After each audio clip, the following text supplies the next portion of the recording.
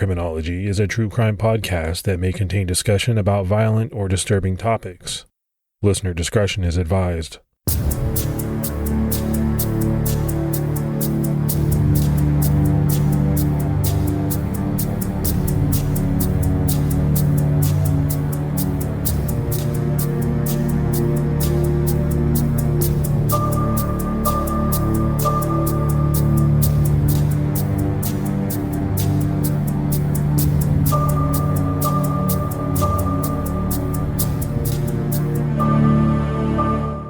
Hello, everyone, and welcome to episode 111 of the Criminology podcast. I'm Mike Ferguson. And this is Mike Morford. Mr. Mike Morford, how are you? I'm doing good. I'm excited. We've got the first of a two-parter on a big case, so I've been looking forward to this one. Yeah, I think this is a case that a lot of people are fascinated with, so I think people are really going to like both of these. And, you know, obviously we're doing part one right now. I will say this, it's a case that we get a lot of requests for. So, I mean, you know, when you get a lot of requests for something specific, you have to think there's a lot of people that have a great deal of interest in it. And a lot of people like the way we used to do multiple cases or multiple episodes about cases. This is going to be one of those times where we have to put this over multiple episodes because there's just a lot of content to go through. So before we jump in, we continue to have a great deal of new Patreon support. We had Mayu the Vampire. I mean, we'll take them, right?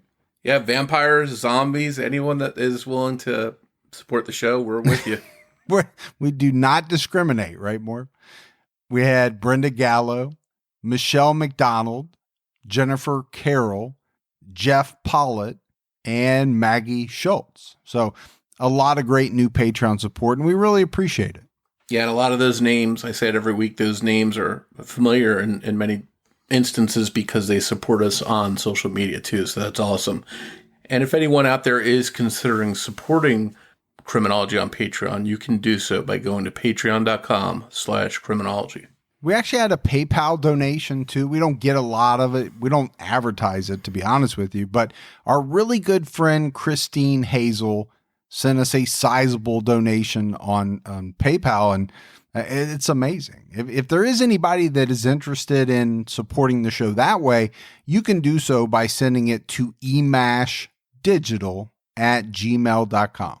All right, buddy, let's dive into this case. And let's start off talking about Interstate 45 between Houston and Galveston, Texas.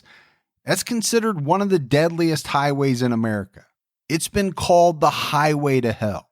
It's a 53-mile stretch of pretty desolate land halfway between Houston and Galveston.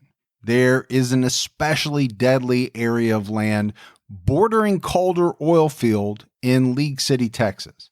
Since the early 1970s, at least 30 women and young girls have disappeared or have been found murdered in or near the roughly 25-acre of fields there. These mysterious murders and missing persons cases have led to that area being dubbed the Texas Killing Fields.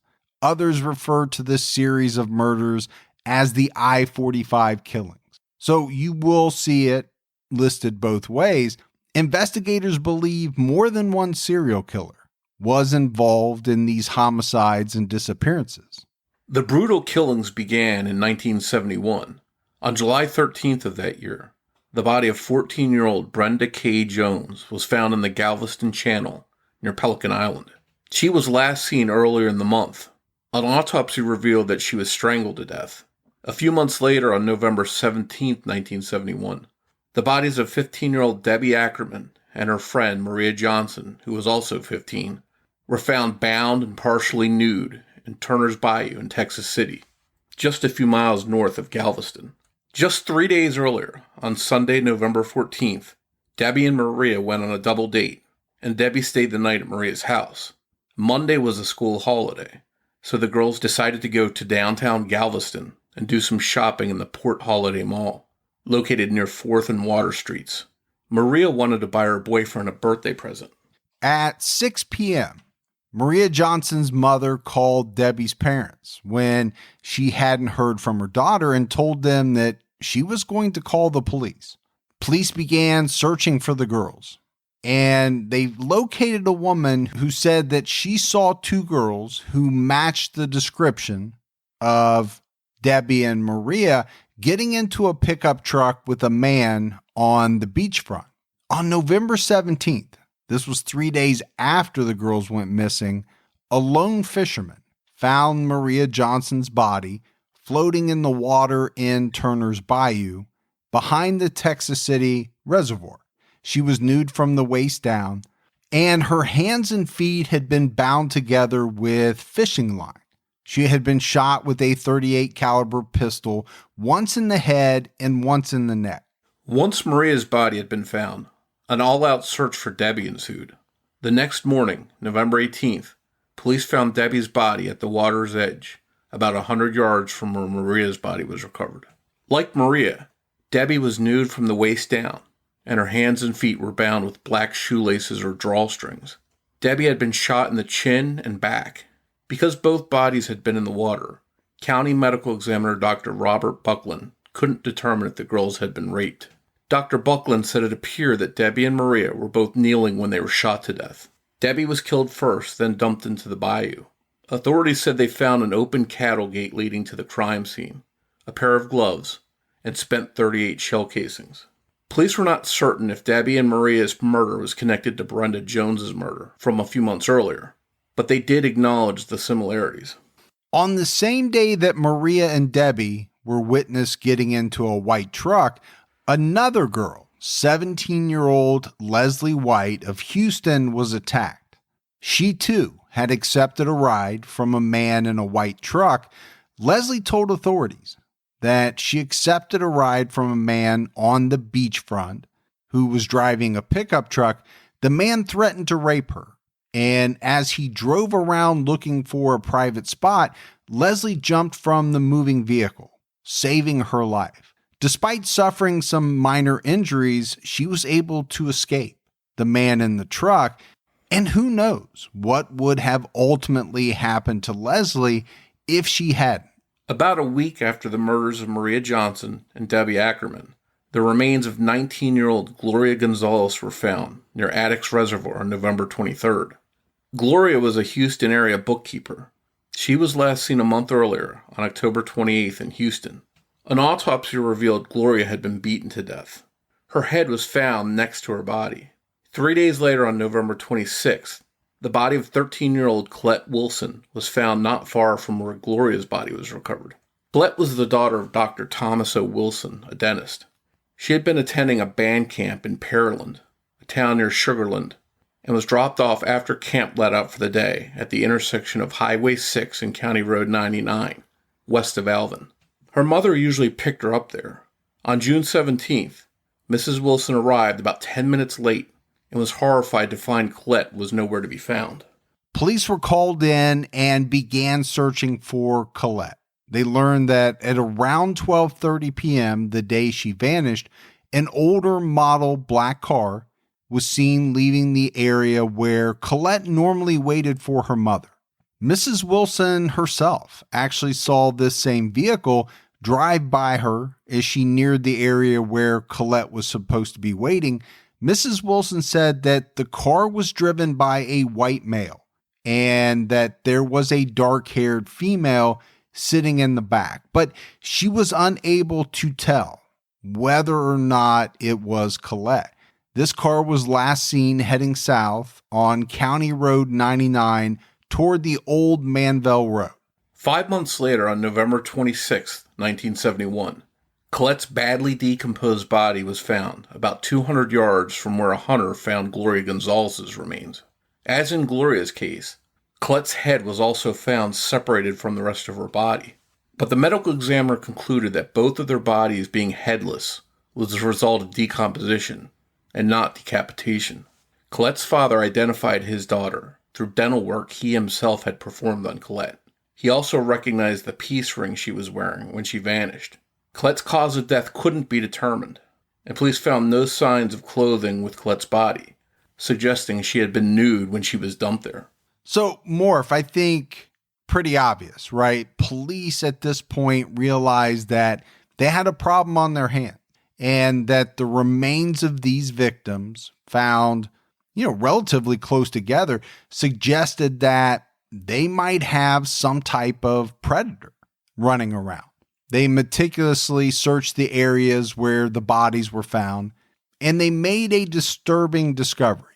2 days after Colette's body was discovered, investigators found a coffee can of deteriorating flesh and bone. This was late Sunday night on the 28th. This was in an area about a mile southeast of where Colette and Gloria's remains had been found. The can was taken to the Harris County morgue for testing to determine if the contents were human. But it's not clear what came from that testing. So we don't have all the details on this, but you'd have to say, Morph, this is extremely intriguing to find a coffee can of flesh and bone. Okay, what does that mean? Are we looking at a collector who, for whatever reason, left behind what he was collecting? I mean, your imagination could run wild when talking about something like this if the testing did determine that this was actual flesh and bone. Yeah, I think anytime you're in one of these desolate, deserted areas and you find something and open it up, there's a chance that what you're going to find is going to be something that you don't want to find. I remember one time I was in the woods and I found a suitcase miles from the road, and it was a Foot Locker about 4 feet long. And I remember thinking, I'm going to open this, and there's a good chance there's a body in here. I remember thinking at the time. And luckily it wasn't. It was trash. I don't know who lugged it out there, how it got all the way out there, but there was nothing sinister in it at all besides a bunch of trash. I thought you were going to say that your father was actually D.B. Cooper or something. I thought there was going to be more to that story. I wish it was a big thing of money, but it was just trash. So here's the thing to me, right? Out in desolate areas or really any area, I mean, you can stumble upon bone. Now, not human bone, a lot of animal bones and things like that. But to have something in a coffee can, okay, to me, that adds an entirely different level to it because now you know for a fact there was some type of human interaction. Right? An animal could get hit by a car, could get killed by another animal, and there's bones. But a human had to put whatever this was inside the coffee can. So, let your imagination run wild. The discovery of Colette and Gloria's bodies brought the murder count to 5. Police theorized that Colette's and Gloria's murders were connected to each other, but likely not to the other 3 murders. If they were right, then this meant there were at least 2 deadly killers on the prowl in the same vicinity. Shortly after Colette's and Gloria's bodies were found, Sheriff C.V. Kern announced that he expected an arrest in the upcoming days. He said he had the name and description of a suspect from a woman who was kidnapped at a Houston bus stop earlier in November, but escaped after the man tried to force her to perform a sexual act. Sheriff Kern didn't release the name of this man. As far as we can tell from research, that man was never arrested in relation to the murders. Police hope that as 1971 turned to 1972, perhaps the mysterious murders might stop. But very early on in the new year, they realized that was not going to be the case. Because on January 3rd, 1972, 2 boys found a human skull floating in Clear Lake while they were fishing on Taylor Bayou near Webster, Texas. Examination confirmed that it belonged to a young girl. 6 weeks later, police found the rest of the remains, along with those of a second girl. Using dental records, the 2 sets of remains were identified as 14-year-old Rhonda Johnson and 13-year-old Sharon Shaw. The cause of death for both girls could not be determined. It turned out that Rhonda and Sharon were friends. They were last seen on August 4th, 1971, walking along Seawall Boulevard towards the Jericho Surf and Sea Shop in Galveston, Texas. In June 1972, 5 months after Rhonda and Sharon's bodies were found. 23-year-old Michael Lloyd Self confessed to killing Rhonda and Sharon, but gave several versions of what happened and where he dumped the bodies. None of the versions matched the facts of the case. For example, one time he said he disposed of the bodies at El Largo, 20 miles from Taylor Bayou. Self, a known sex offender, later told an investigator that the new police chief Don Morris and assistant police chief Tommy Deal attacked him and beat a confession out of him. Regardless, he was arrested, and on May 15, 1973, Self was convicted of the murders and sentenced to life in prison. But the story of the murders of Rhonda and Sharon didn't end there, because in 1980, another man confessed to their murders. The man, who wasn't publicly named, reportedly suffered from some type of mental illness, but he did live close to where Rhonda and Sharon's remains were found. He gave a vague confession, but mentioned using an electrical cord to tie the girls' bodies down. This was a detail never mentioned by Michael Self, who was in prison for the murders. And as it turns out, this information was accurate, and it was something that police had intentionally withheld from the public. Despite the new confession and the accurate description of the use of the electrical cord, this man's confession was pretty much dismissed, and Self remained in prison. Michael Lloyd Self died in prison in 2000. And Morf, what I think is remarkable about this case is, when you research it, it really comes out that many of the current authorities now believe that Michael Self actually was framed, as he originally claimed, by Police Chief Don Morris and Assistant Police Chief Tommy Deal. Now, Michael Self wasn't a saint by any stretch. He was a convicted sex offender. But if he wasn't responsible for the murders of Rhonda Johnson and Sharon Shaw, then the real killer eluded police, perhaps taking more victims in the process. If you love chilling mysteries, unsolved cases, and a touch of mom-style humor, Moms and Mysteries is the podcast you've been searching for. Hey guys, I'm Mandy. And I'm Melissa. Join us every Tuesday for Moms and Mysteries, your gateway to gripping, well-researched true crime stories. Each week, we deep dive into a variety of mind-boggling cases as we shed light on everything from heists to whodunits. We're your go-to podcast for mysteries with a motherly touch. Subscribe now to Moms and Mysteries wherever you get your podcasts. About a month and a half after the bodies of Rhonda Johnson and Sharon Shaw were found, the partial remains of 12-year-old Allison Craven were found in a field on February 25, 1972, in the town of Pearland, almost 20 miles from her Houston home. Allison lived in a Houston apartment with her mother. She was last seen almost 4 months before her body was found. On November 9, 1971, Allison's mother left her home while she ran out to run some errands. When she returned, Allison was gone. Originally, only Allison's arm bones, hand bones, and teeth were discovered. 3 months later, in May 1972, police recovered more of Allison's remains, not far from the original discovery. On May 3rd, 1972, police charged 22-year-old Henry Doyle Shufflin Jr. with Allison's murder. According to investigators, Shufflin gave them an oral statement about the murder. They were taking a written statement from him when a court-appointed defense attorney arrived and spoke with Shufflin. After conferring with his lawyer, Shufflin said that he was emotionally sick and very frightened, and that he was easily pressured. He demanded that they no longer question him unless his lawyer was present. It turned out that Shufflin had been under psychiatric care in the previous months before his arrest. He was convicted for Allison's murder in October 1973. Then in 1975, he appealed his conviction and lost.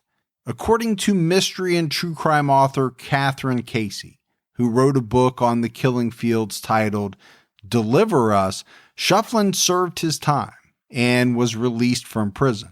Casey contends that Allison's murder should not be associated with the others in the series. But Allison's murder is still often listed with the other I-45 murder victims due to the proximity and time frame in relation to the others. Henry Shufflin died in 2008. About a year after Allison Craven's body was found, 16-year-old Kimberly Pitchford disappeared on January 3rd, 1973, after attending a driver's education class at Dobie High School in Houston. Kimberly failed to call her parents to be picked up following the class. 2 days later, a couple of brothers found her coat hanging on a fence and her body in a ditch in Brazoria County. She had been strangled to death. On September 6, 1974, 12-year-old Brooks Bracewell and her friend 14-year-old Georgia Gear disappeared. The girls both lived in the same neighborhood in Dickinson, Texas, and both girls attended McAdams Junior High School. On the day of their disappearance, the girls walked to the school bus stop, but they decided to skip school for the day instead of attending their classes. The girls were later seen that day at the El Rancho Motel on County Road 517 near Alvin with several males. They were all playing foosball. They were again seen later in the day without the males, hitchhiking along County Road 517. On April 18, 1976, about a year and a half after Brooks and Georgia vanished, an oil rig worker found 2 partial human skulls in a drainage ditch at a Phillips oil site in Brazoria County. Police were called and searched the area for clues or evidence, but no other remains or evidence was found. Later, many would say that this search by police was flawed. When a new Brazoria County sheriff was elected 5 years later in 1981, he ordered a new search of the area for the rest of the remains. That search took place in the area in April. The search was massive, and it included Brazoria County Sheriff's deputies, Texas Department of Corrections volunteers, and inmates of the county jail. This second search led to the discovery of more teeth, the lower jaw of one of the skulls, and patches of clothing. Now that authorities had more teeth and a jawbone, they had enough to officially ID the remains as those of Brooks Bracewell and Georgia Gear. The cause of death for the girls was revealed to likely be the result of many heavy blows to the head. And it's probably not a big shocker, Morf, but serial killer Henry Lee Lucas was questioned regarding the girls' disappearances in the late 1970s. But authorities said he only gave vague details about picking up the girls. He was never really a solid suspect. But I think, as most people know, it was not unusual for Lucas to try and take credit for basically any unsolved Texas crime. I mean, over the years, he confessed to hundreds of different murders. Yeah, and it wouldn't be the last time that his name would come up in the Texas Killing Fields case. Following the murders of Brooks Bracewell and Georgia Gear, it was almost 3 years before another girl disappeared. On Saturday morning, May 21st, 1977, 12-year-old Suzanne Bowers was last seen visiting her grandmother in the 4000 block of South Half Street in Galveston, not far from Seawall Boulevard. Around 10:45 a.m., Suzanne decided to walk to her home in the 3100 block of Avenue P, about a mile away. She wanted to grab her swimsuit before heading to the beach. She had walked that route many times in the past, but this time, Suzanne never made it home. Authorities believe someone picked her up in a vehicle. 22 months later, motorcyclists found skeletal remains in a secluded field just inside the western boundary of Galveston County near Alta Loma on March 26, 1979. They were identified as those of Suzanne Bowers. And here, Morf, is where Henry Lee Lucas showed up again in relation to a case in this series. He confessed to Suzanne's murder in 1984, but was never charged due to lack of evidence. Police said that he did provide details of the murder that only the killer would have known. But authorities really have not ever elaborated further on what those details really were. At the time Lucas confessed to Suzanne's murder, he was already on death row, having received the death sentence for one of 10 murders for which he was convicted. In 1998, Lucas's death sentence was commuted to life in prison, and he died 3 years later. So Lucas was never charged in relation to Suzanne's murder, nor was anyone else. Following the murder of Suzanne Bowers in 1977, things along the Interstate 45 Texas killing field seemed to quiet down, and the series of attacks seemed to come to a halt. Perhaps the heat of all the investigations going on was too much for the predator, or predators, responsible for the attacks in the area. Maybe it's possible that the killer or killers moved away temporarily, or went to prison for their crimes. Whatever the case, it wasn't until late 1983, over 5 years since the last attack in this series, that another victim would go missing. Heidi Villarreal Fye, a 23-year-old bartender, vanished in October 1983. She was last seen on October 10th at a convenience store located off of West Main Street and Hobbs in League City, Texas. Her remains were not found until April 4th, 1984, after a dog carried her skull to a nearby home. A search of the area by police resulted in the recovery of the rest of her remains in the 3000 block of Calder Road in League City. A few months later, another teenager disappeared. 16-year-old Laura Miller and her family had just moved to League City from Dickinson. The Millers' telephone hadn't been installed yet. On September 10th, 1984, Laura's mother, Janet Miller, dropped her off at a convenience store to use the payphone so she could call her boyfriend. Later, when the boyfriend showed up at the Millers looking for Laura, Laura's parents became worried because she hadn't come home yet. It wasn't necessarily that they thought Laura was the victim of foul play, but because Laura suffered from seizures, and they feared a medical emergency. What the Millers didn't know was that the convenience store where Laura was dropped off was the same one Heidi Fye vanished from the year before. The Millers contacted police, but because Laura had a history of anxiety and depression, police insisted that she most likely either ran away or perhaps she had even taken her own life. Laura's parents knew that wasn't the case, and they were fearful of what might have happened to her. On February 3rd, 1986, almost a year and a half after she vanished, Laura's body was found in the same field where Heidi Fye's body was found. In fact, Laura's body was found in pretty much the same location where Heidi Fye's remains had been found. While searching the field for clues in Laura's murder, police found a third body in the same field. Police were shocked to stumble upon another body, and they had no leads to identify this victim. She was eventually named a Jane Doe. She was believed to be about 25 years old and had died 6 weeks to 6 months prior to being found. Years later, in 1991, police found a fourth victim in the same field. She was given the name Janet Doe.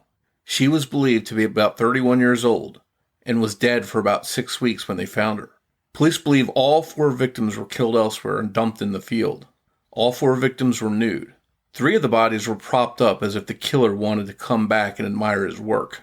It wouldn't be until April 2019 when police announced they identified Jane Doe and Janet Doe. The road to the identification was not quick or easy. ABC 13 in Houston reported that new renderings based on the snapshot DNA phenotype of Jane Doe in May 2016 and Janet Doe in May 2017 gave detectives insight into the victims' features as well as their genealogy. A year later, in April 2018, detectives worked with the FBI to build the victims' family trees. They then compared the profiles of the victims against the family tree DNA database.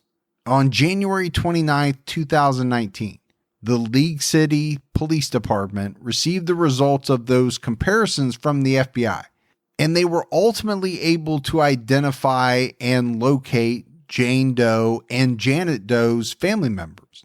Jane Doe turned out to be 32-year-old Audrey Lee Cook, who was a mechanic Audrey was last seen in December of 1985. She was originally from Memphis, Tennessee, and had moved to Texas from California about 9 years prior to her disappearance. Audrey used to write letters every couple of weeks to her mother back in Memphis. One letter read, "Dear Mom and Dad, how are you? We're fine. It's been hot here since the rain stopped. One day last week, it was 100 degrees." These letters detailed an ordinary life in Galveston. But around Christmas 1985, the letter stopped.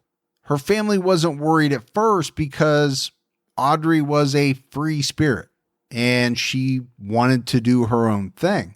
Her Aunt Shirley Love began searching for Audrey about a year later.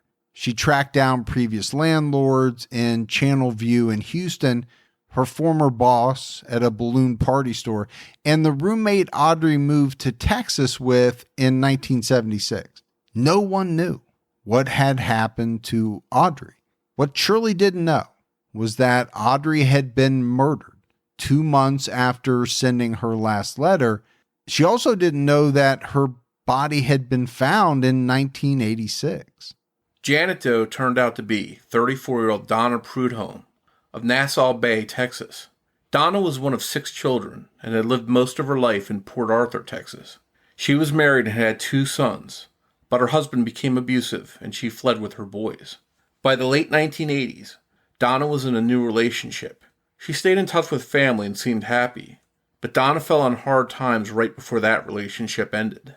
She dropped her boys off at their grandmother's, and Donna by herself moved to Clear Lake, Texas to rebuild her life. She had hoped to take her kids back once life was a little bit better for all of them. In 1989, Donna wanted to travel and asked her sister Diane for a copy of her birth certificate.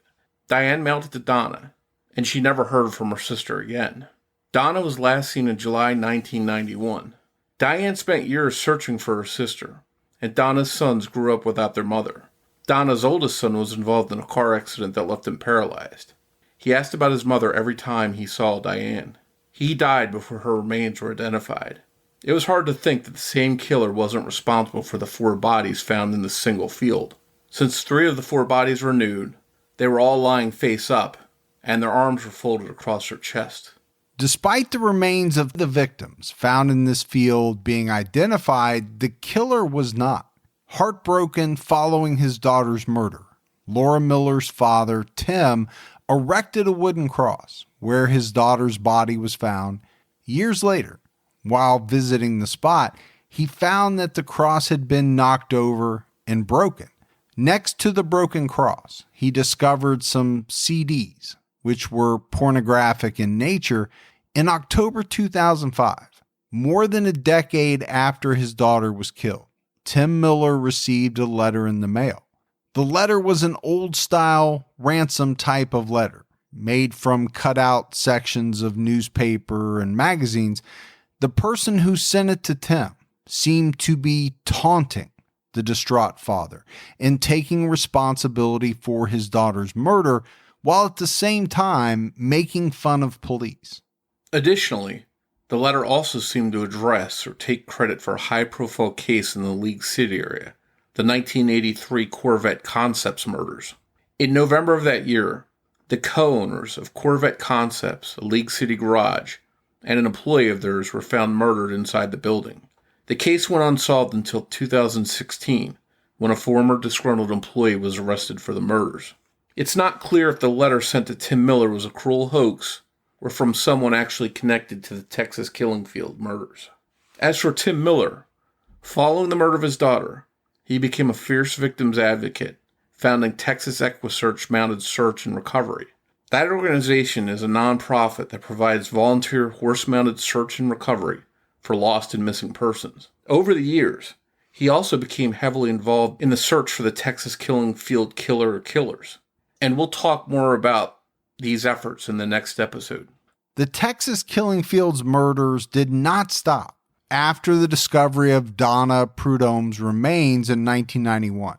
5 years later, 14-year-old Lynette Bibbs and her friend, 15-year-old Tamara Fisher, disappeared from Houston on February 1st, 1996. Just 2 days later, On Saturday, February 3rd, their bodies were found in a wooded area off Interstate 59. They had been killed earlier that day. Lynette was fully clothed and had been shot in the back of the head. Tamara wore only a cotton blouse and clear plastic sandals. She had been shot in the forehead and also below her left ear. There were no outward signs that either of the girls had been sexually assaulted. Their bodies had no other injuries besides the gunshot wounds. It wasn't clear to police whether the girls were killed where they were found or not. There was a blood trail from Tamara's body to a nearby dirt road, but there was no blood leading away from Lynette's body. The two girls were found about 150 yards apart from each other. Over a year later, on April 3rd, 1997, 12-year-old Laura Smither left her home in Friendswood, Texas to go for a jog. She never returned home. She was last seen running down the street that she lived on. On the morning of her disappearance, the Smither family was making pancakes for breakfast. Laura asked her mother, Gay Smither, if she could go jogging before breakfast, and her mom said yes. When Laura failed to return home, her parents called the police. Over 600 volunteers helped authorities search for Laura. On April 20th, 1997, 17 days after she went missing, Laura's body was found in a muddy area near a retention pond in Pasadena, Texas. This was about 20 miles northeast of her home. Devastated, her parents founded the Laura Recovery Center for Missing Children in her honor. This nonprofit organization works to prevent kidnappings and abductions and to recover victims of such events. Sadly, it wasn't long before Laura's parents were called to assist in another child's disappearance. In August 1997, 17-year-old Jessica Kane disappeared from Lamarck, Texas. Jessica had just graduated from Galveston's O'Connell High School in May, and she was excited to attend Sam Houston State University as a criminology and drama student. She and a friend were planning a trip to New York the following summer. Jessica was last seen at 1:30 a.m. on August 17, 1997, at a Webster restaurant where she and a few other drama students were having a cast party. Her father, C.H. Kane, found Jessica's tan extended Ford truck on the southbound shoulder of I-45 between exits 7 and 8. The truck was locked, undamaged, and in good working condition. Jessica's wallet was on the seat. A large-scale investigation and search followed, but Jessica wasn't found. On July 12, 2002, 23-year-old Sarah Trusty left her residence on Avenue E in Algoa, Texas, during the evening hours to go for a walk. She then went for a bicycle ride. She was last seen riding her bike around 11 p.m. near the Algoa Baptist Church. The next day, her bike was found in the foyer of the church. 2 weeks later, fishermen found her body in the Texas City Dike on July 28, 2002. The final murder victim considered to be part of the Killing Field series was 16-year-old Teresa Venegas. She disappeared from Dickinson, Texas on Halloween in 2006. She was last seen near the Green Cay subdivision on foot around 11 p.m. that night. 3 days later, her body was found in a field across from Dickinson High School. There have been a number of suspects, and police have followed up on a good number of leads, but no arrests have ever been made in Teresa's case. In addition to all of the murder victims along the I-45 Texas killing fields, several women have disappeared from the area and have yet to be found. They may or may not be connected to the murder victims, but this is something that we'll explore. These cases in particular, as well as more potential suspects in the second of this two-part series. We'll also get into a dramatic encounter and detail some of the experiences Tim Miller had in the hunt for his daughter's killer. All of that to come on next week's episode of Criminology. Morf, no doubt, this is a very big case. Depending on how many victims you believe are in this series, how many different killers you believe. And it varies, right, from person to person. Anytime you have a series of murders that have some connection, there's always going to be an argument about whether or not certain individuals should or should not be connected to the series. And I think to add to that, this is a case that spans a large number of years. And so, all of these things we'll talk about probably in more detail in the next episode. But, it's interesting from that standpoint. It's tragic because so many young girls and women lost their life. But when you get into the mystery of these murders and whether or not they're all connected, whether it's one person, you have multiple killers, or these are, serial killings, but done in chunks. I mean, I think it's a big part of this case. I don't know what's scarier, if the possibility that there was one maniac committing all of these attacks over 3.5 decades, or there were multiple people in that area committing these crimes. Either way, it's a very frightening scenario. And I think this is a prime example of an area where back when these attacks were happening, anyone with a wife, a daughter, a sister, anyone with a woman in their life, a girl in their life, was probably warning them, be careful, don't go out, watch yourself. I can only imagine the fright that was going on in that community. Oh, yeah, no doubt. And I'll go back to your question. Which one is scarier? I don't know how to answer it either, because they're both terrifying. The thought that one person could deal out this much carnage and take so many lives and operate for so many years and not be caught, that's scary.